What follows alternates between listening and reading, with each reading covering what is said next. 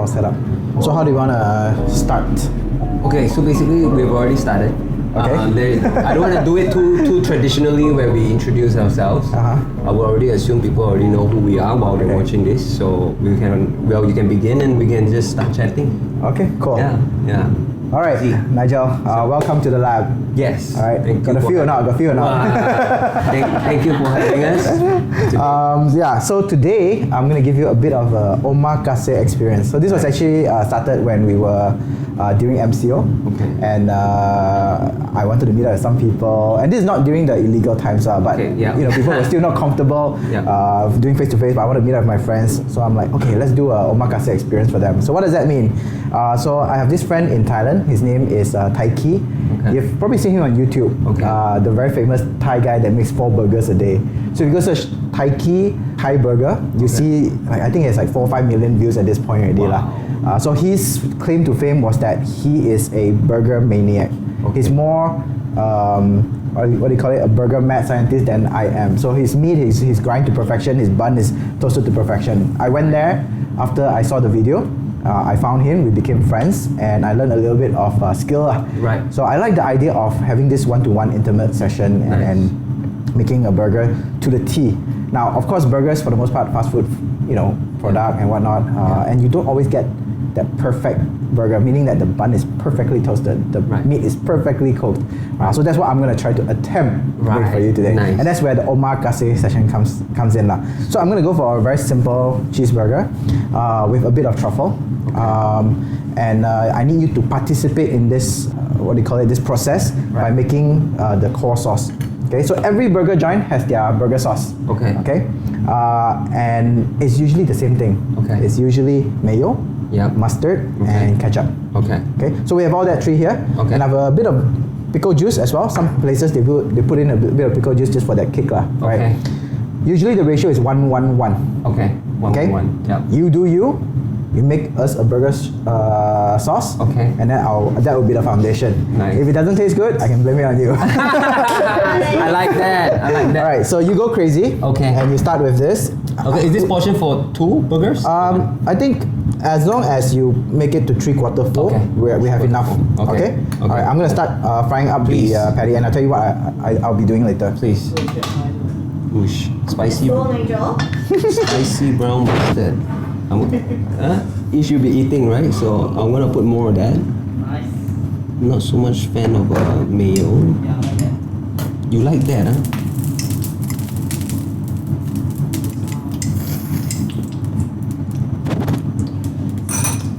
So this is duck fat.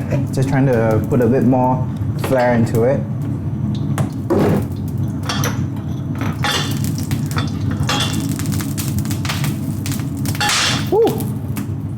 Oil is our friend. You doing all right? Yeah. So what you can do is mix it first, and then give it a taste, and then toggle it a little bit from there. So today I'm going to do you a braised patty. So I'm going to fry it first. Okay. Okay, just to get the sear outside, and then after that I'm going to braise it in our umami liquid, so that it picks up on the flavor and becomes really plump and juicy. So the duck fat is already smoking hot. We're just going to plop it down. Not getting the sear sound that I want. There we go. Acting up a little bit.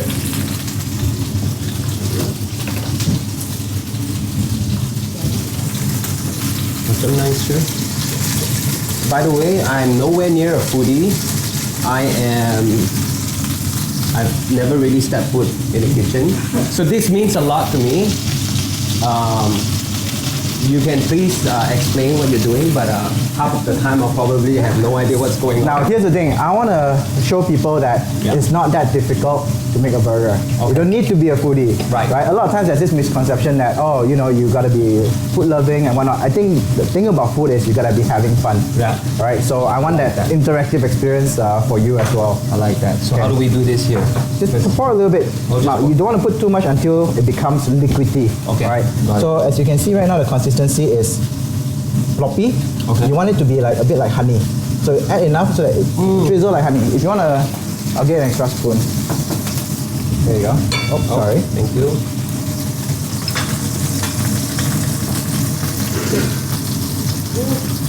that a lot? Don't scare me lah. So Renyi, would you consider yourself a chef slash foodie first or a businessman first? First of all, I never call myself a chef because I don't want to insult chefs. Okay.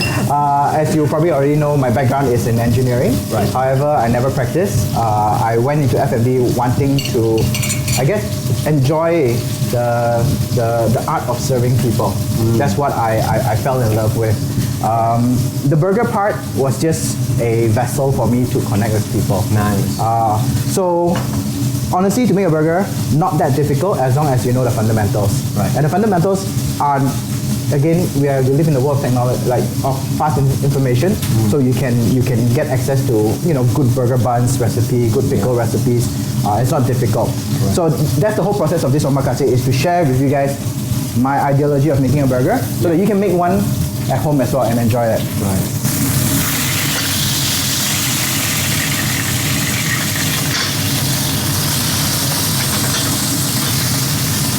So here we're using a frozen Argentinian patty.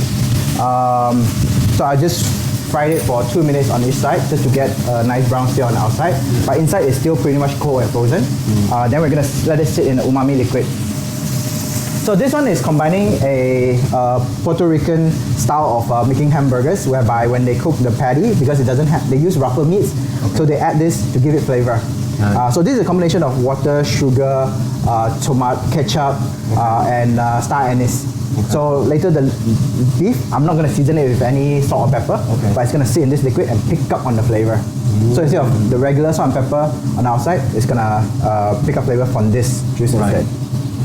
Now if I put too high of a heat and it's boiling, the patty is going to overcook. So it's just going to be on the simmering side around 60 degrees, so it doesn't overcook and it's just absorbing flavors. So like I always say, right, even for our business, a t-shirt is a t-shirt, a cap is a cap, a burger is a burger. So what separates Burger Lab from other burger joints? I think similar to what you do, right, is the people behind the brand, behind the cap, behind the burger. And I don't mean that specifically myself or yourself, but it's the team that we attract, the people that resonate with our energy, that comes together and build something that we enjoy and that we believe other people enjoy. Right? Again, it's the art of serving, huh? It's an art of serving. I think we're all, whether you are an engineer, you are a lawyer, we're all in service of some kind. But I think food is the fastest form of gratification. Maybe a cap as well. Maybe the moment you put on a nice, good cap, you feel good, right? Food is the same, right? At the moment I serve it to you, I cook it, and then you're happy, and that makes me happy. So, okay, sorry, we're just gonna be back to the food. So the patty is done. We're gonna put it in the braising liquid.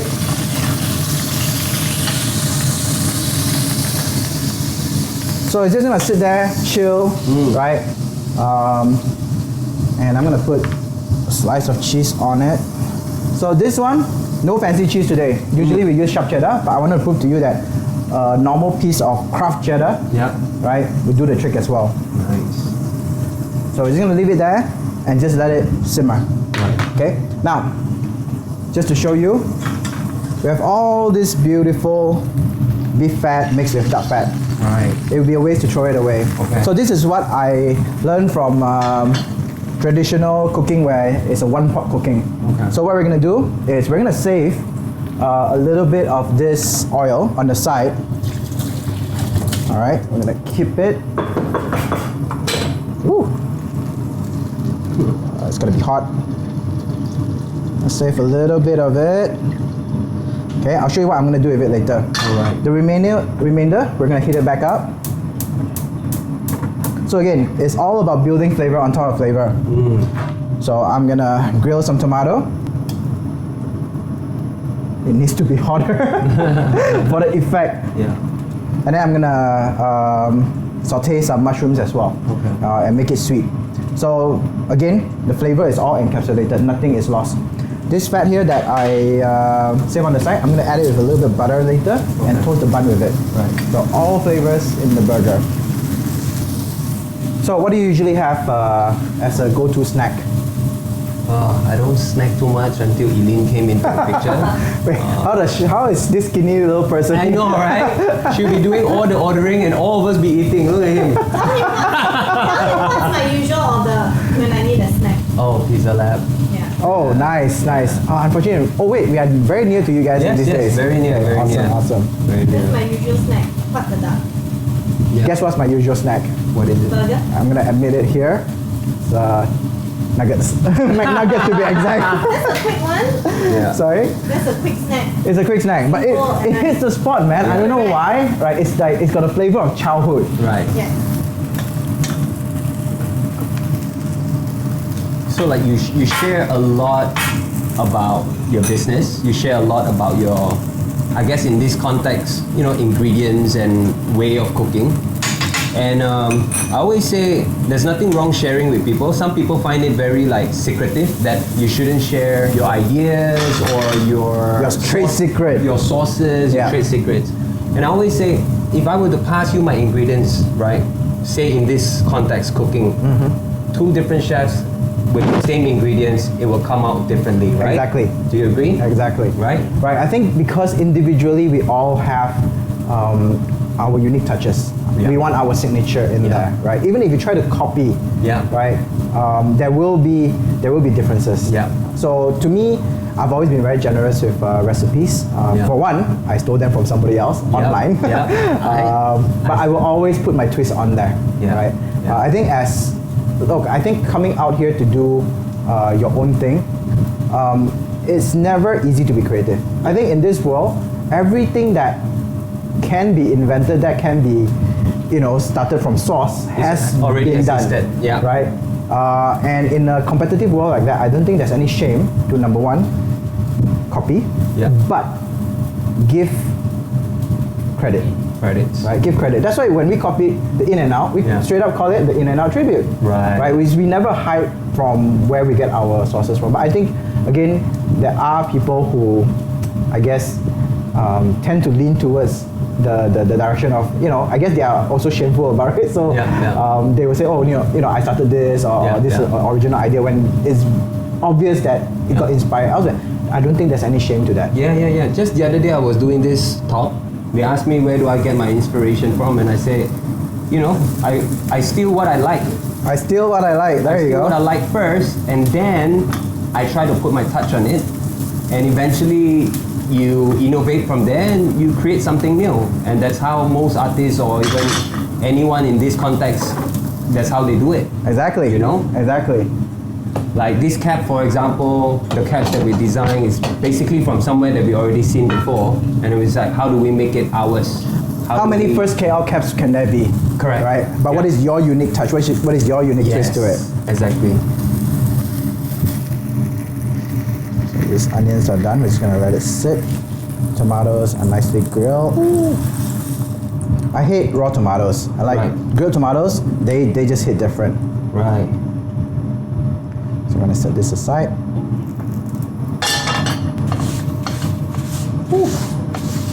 It's safe to say the both of us share some similarities, and people who are building a brand. I believe you're building a brand. Most of us, most that I observe, people who run the show are obsessed with certain something. Whether if it's progress, whether if it's business, whether if it's money, whether if it's, for me, caps. For you, which one are you? Are you obsessed with food more, or, because I know you're a workaholic, I am myself, and sometimes I do find the line a little blur. That am I obsessed with caps, or am I obsessed with business or growth? Which one are you? I think that one thing about me is that I'm more free flowing. What that means is that I cannot stay set on one thing. Okay. And I will generally change and evolve as I go, even my passion. Okay. So, and there's a good and bad to that, because I feel like, at the end of the day, as long as I don't get bored with something, Yeah. I can come and revisit Yeah. X passion. Yeah. Right. But Burger Lab has been around for 10 years now, Yes. right? This is your 10th anniversary. Yes. So I mean, how obsessed can a person be about making burgers? Truthfully, right? I feel like it would be a lie for me to say that my whole life has been about making burgers or making great burgers.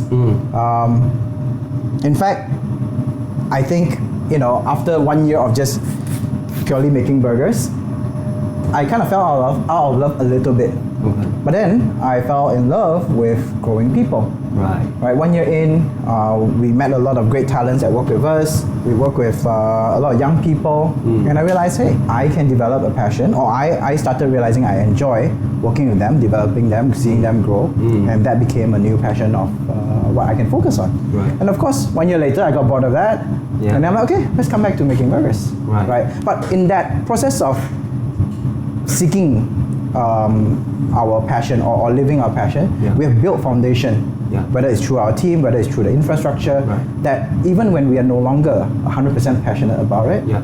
it runs on its own, right? It's got its wings, and it's like, you Yeah. know, Yeah. and I think that might be, to me, a very well balanced way to approach entrepreneurship, because there's always a false statement out there that says that, you know, if you are passionate about what you do, you will never work for the rest of your life or something Right, like that. right, yeah. You never I don't know. have to work a day in your Yeah, I don't know if that's true, because you and I know that while we love what we do, there are days where you know it's pure work. You don't like it, you just Yeah. gotta put your head in it and get shit done, right? Yeah.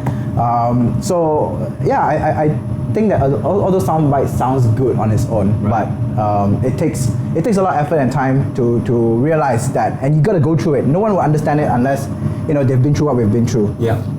I agree. So I forgot one step. Okay, so this is I want to share about this step of making the burger, where I'll put a cup of water in there, and the buns are gonna steam and toast at the same time. It's the most genius thing that I've ever seen, and this was started by Taiki. So the glass of water will start to heat up, and it will steam.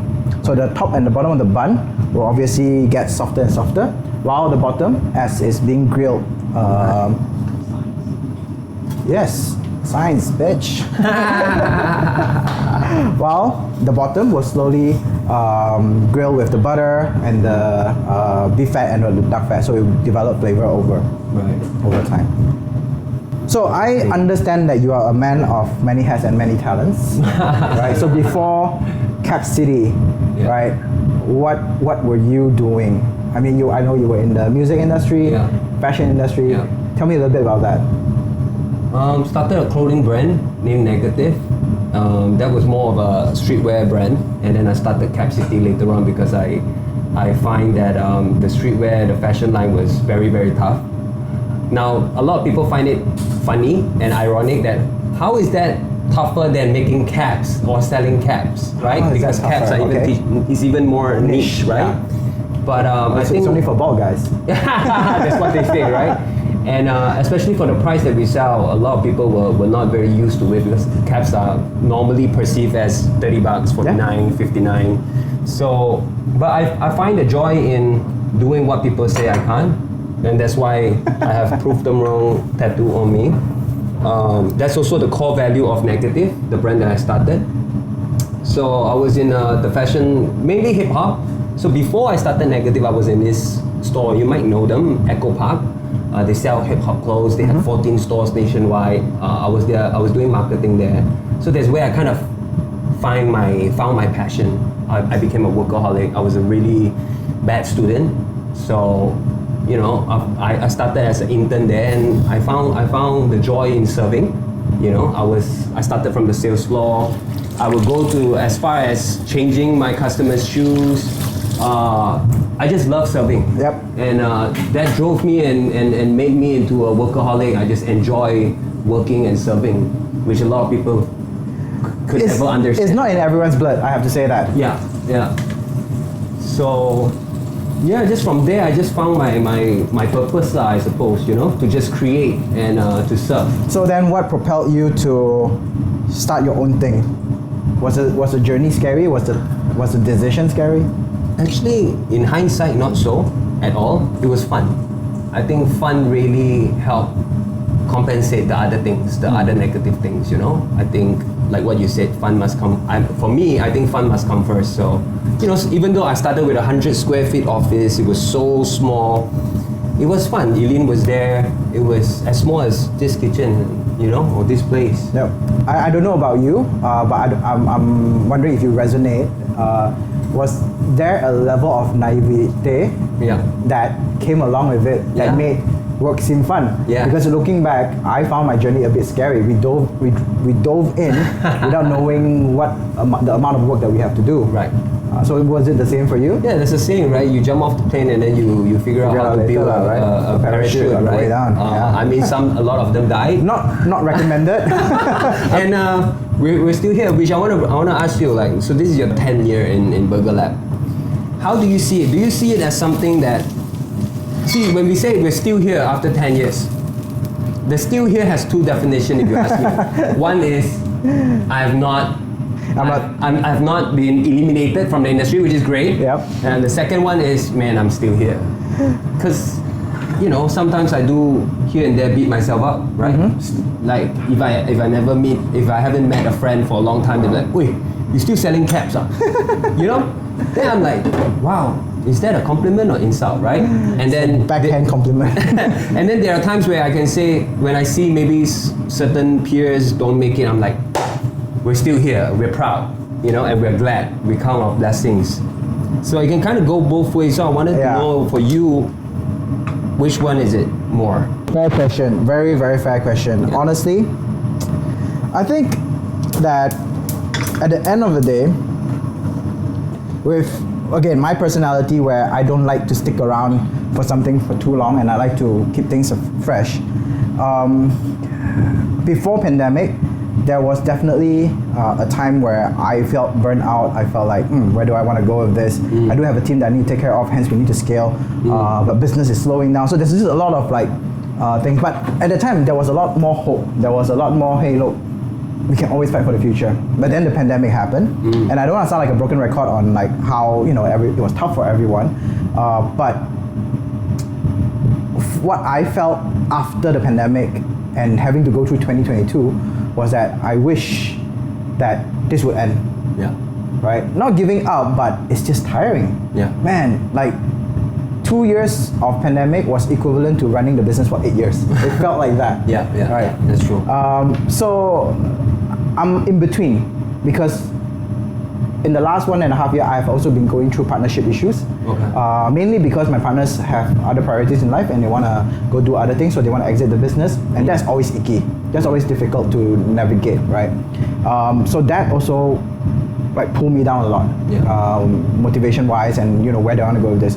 But thankfully, I've also found a new partner who believes in the same dream as I have and wants to move forward together, and that shift the whole. I can't believe I'm still here to, hey, I'm still here. Yeah. Right? Yeah. That's interesting, because I never, for most business or most brands, they always find someone that believes in the vision and they start it with you. But Yes. you, along the way, found you have people who, drop out. Some people just hop in. And I think that's something that I've not experienced. Yet. Of course, we have new employees, new team coming in, gives new energy. But as a partner, how important is it for you to have partners? So, hang on a second. Still warm. So, now that we are 10 years in, and when my partners say that they were leaving the company, I wasn't as scared. I think in the beginning, I wanted someone to hold my hands. Like, hey, let's jump into this thing together, right? But now, I felt like, okay, I have a team that compensates what I lack. Yeah. Right. I don't exactly need partners for that. Right. But at the same time, right now the partner that's coming in, other than being able to fund the business, he also has certain skill sets, where it's the business sense wise, the connections wise, the network wise, that will help with the business. So just like a baby, right? The business have different needs when it's 1 month old versus 10 years old. Yeah. And finding the right set of kits and tool set, skill set to bring that forward is crucial. Okay, we're gonna assemble the burger. All right. Okay, so there's gonna be steam coming out, I hope. Okay, not much. But this is fluffy, it's soft to the touch. Where else? On the inside.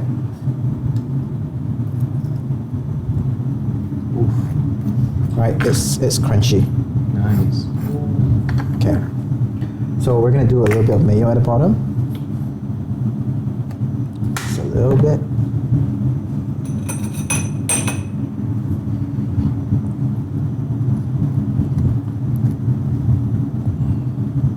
This is just so that the truffle sticks. So I'm not a big fan of like putting heavy truffle flavors in one bite. Right. But I want you to get a touch of it here and there. So this is not exactly a truffle burger. I would consider it more of a mushroom burger. Cheeseburger. No, a cheeseburger. A fun guy burger. Again, that's a joke that my team seems to like a lot as well. Where else I prefer to have a cheeseburger with a bit of earthiness, which is where the truffle will come in. Okay. Right, a little bit of tomato for juiciness. Touch it a little bit more.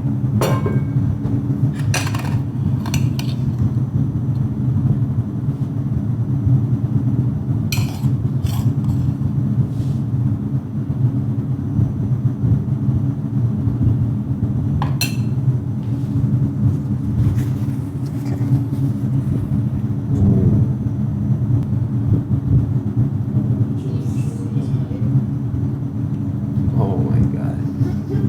We literally ate something earlier, now we're hungry. I'm hungry. You ready to try my sausage? Hot sauce.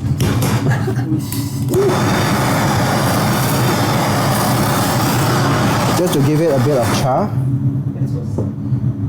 Okay. Do another tomato. Some pickles. So I don't want a lot of pickles in every bite, just in the first 1-2 bites. I'm gonna get some small ones. All right, are you ready? Right, yeah. Born So ready. we're gonna top with My sauce. your burger sauce. All right, just a touch of it. If you want more, you can Yep. top it up later. Think of beauty. Ooh, Okay. nice. So we're gonna cut it in half, Okay. and I think two of you can enjoy it. Yeah. And give it a go. I'll make it the burger later. Okay. Okay. So why this is a perfect bite to me is because the amount of patty versus bun is perfect. So hold on to it right after I give it to you. Press it down and take a bite. Okay? I'm ready.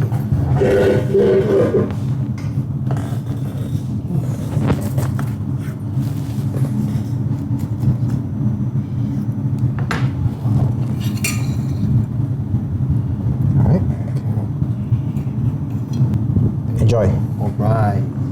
Okay. Ish, come. Can you get him a drink, Sasha? Oh, I got a. For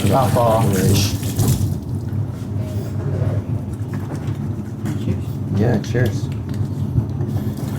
Too bad evening can't eat. Cheers.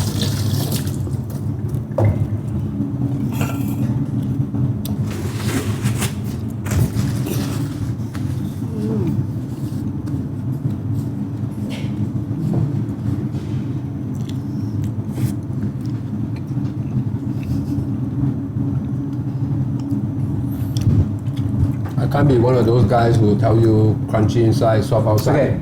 It's delicious. I just have to apologize that I'll probably ruin the rest of your burger experience for the rest of your life. Yeah, that's true. Wow. And I'm glad this is all captured.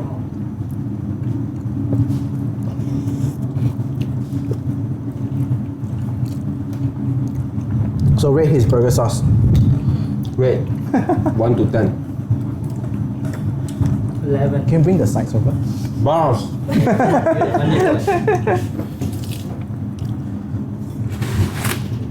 good. You don't eat that. I'll make her one. I'll make her one. Ooh, what is this? Oh my god, this is the portobello mushroom, is it? Yes. Oof. Ooh. Oh, you're the sauce boss, man. That's good. Perfect amount. I got one more question for you, but like, man, this is so good.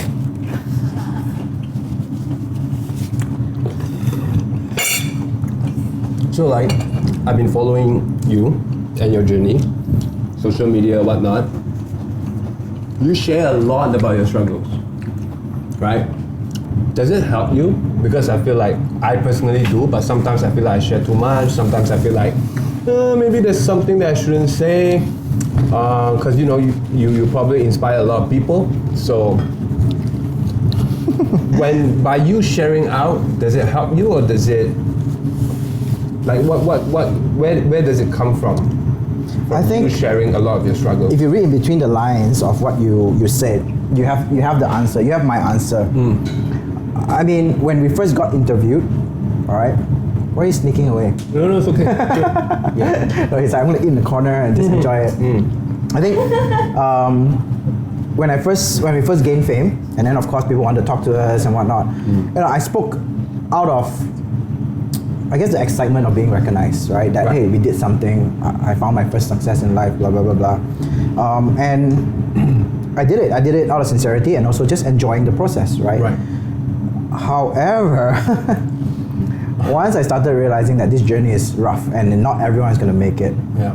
and I have people coming to tell me in the early days that, oh, I got inspired by you, Yeah. you know, I opened this, and then I see 1 year later, 2 years later, they close the business. Yeah. I started realizing, holy shit, the people that find success is 1 in 1,000, okay, Yeah. in the F&B industry. I was one of those people. Unfortunately, right? Yes, and that's where we met. Yeah. Paperfish, right? Yes. And I realized that I cannot make it sound so easy. Correct. But at the time, I wasn't purposely trying to make it sound easy. I knew that people wanted to hear positive stuff. I knew that people wanted to hear, you know, the light side of the journey, right? So I shared positively. Nobody wants to hear a downer. But then I realized after that, I should share in equal. I should share in equal weightage, right? Of whether Keep it fair. Keep it fair. Say, hey, look, while it's all fun and dandy, I will always acknowledge that the stars align for us. I will always acknowledge that right time, right place, right timing. That is a huge part to do with business, whether we like to acknowledge it or not. Yeah. Right? It is all about that. Right? If I started the business a few years earlier and a few years later, it might not have found the same success. I have to acknowledge that. So with that, I think over the years, I also probably grew a bit more jaded. Yeah. So when people ask me about stuff, I will basically maybe lean more towards being more cautious, right? As a heed to others who might join the industry. It's not on purpose, but I'm more careful. I cannot deal with people coming up to me and saying that they were inspired by me and then they later on, you know, suffered losses. Right? I can't. Yeah. I feel responsible for that. Hence, the more negative sharing. But of course, during pandemic, I was a lot more vocal, and it was a tough time for everyone. Yeah. And I wanted the people in power or whoever that might affect our lives, whether it is our delivery partners, whether it's the government, or whoever, right? Yeah. To know the struggles on the ground. Someone has to make noise. Yeah. So right, I'm not sure if you heard me say this during live.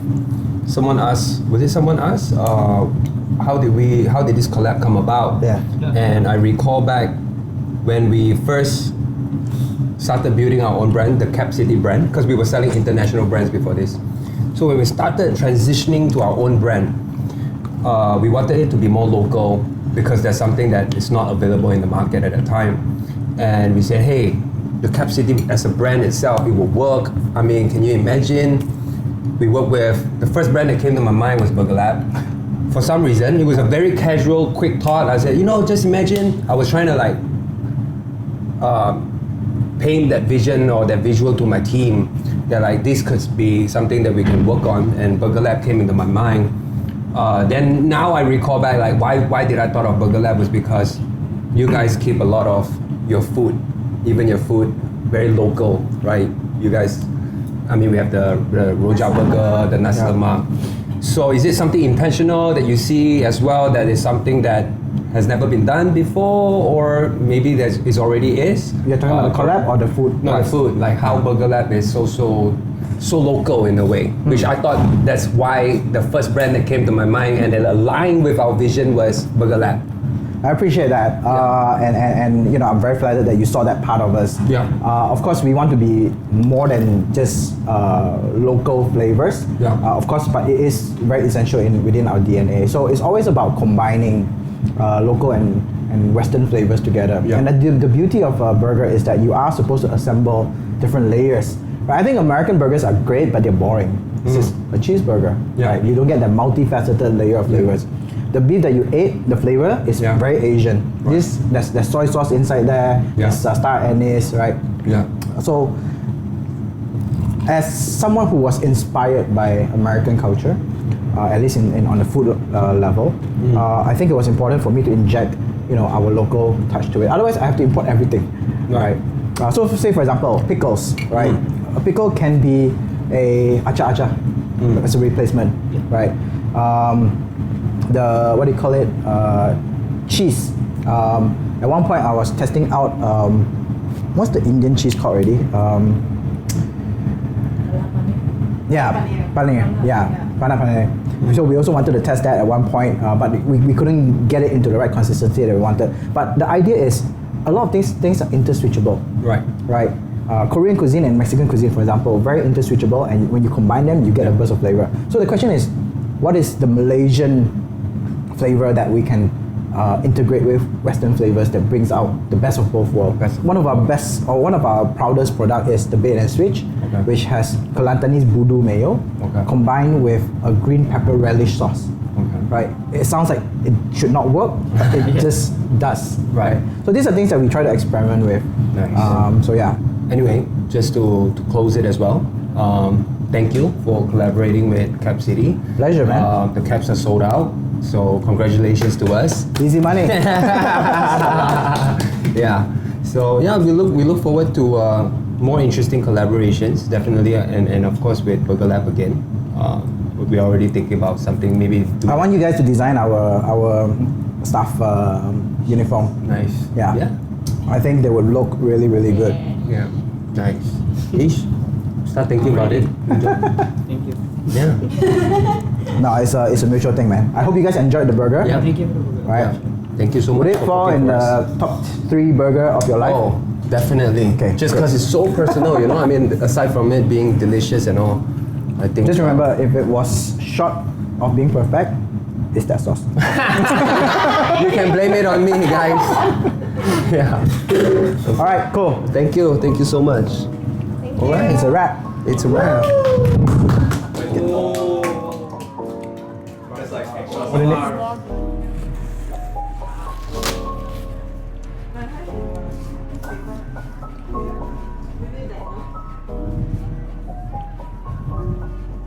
Okay, who's doing the cleaning up?